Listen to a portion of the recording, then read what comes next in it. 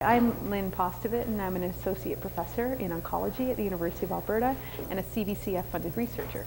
I'm Dr. Alan Underhill. I'm an associate professor in the Department of Oncology at the University of Alberta, and I'm a recently funded CBCF researcher. My name is Mary Hitt, and I'm associate professor at the University of Alberta in the Department of Oncology.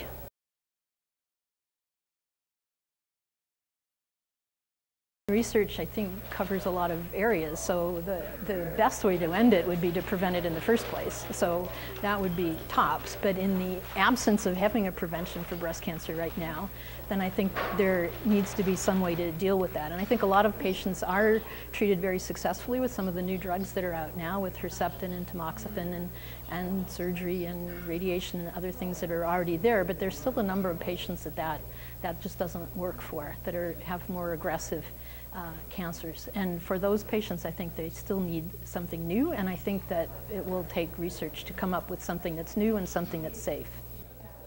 Well, cancer in general is it's a phenomenally complex problem, and there's so little we actually understand in the grand scheme of things. And I think both discovery research and translational research are required to facilitate advances in how we manage cancer and treat patients. Research, I think, is everything. So all the advancements that we've made in the last 20-25 years, and there have been so many, I think are attributed to research. And looking forward to the future, decreasing the number of people who die of this disease and preventing it, and really increasing survival overall, it really will come from research, from ways that we can't even think of right now.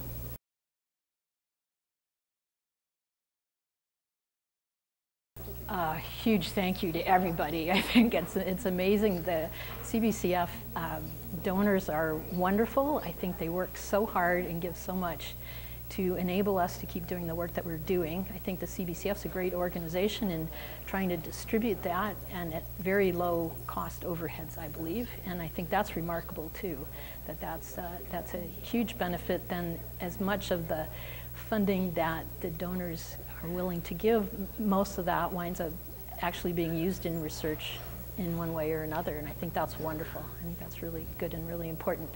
Yeah, no, I have extreme gratitude for the Canadian Breast Cancer Foundation and its donors for what they've undertaken here and for supporting my research. It's greatly appreciated.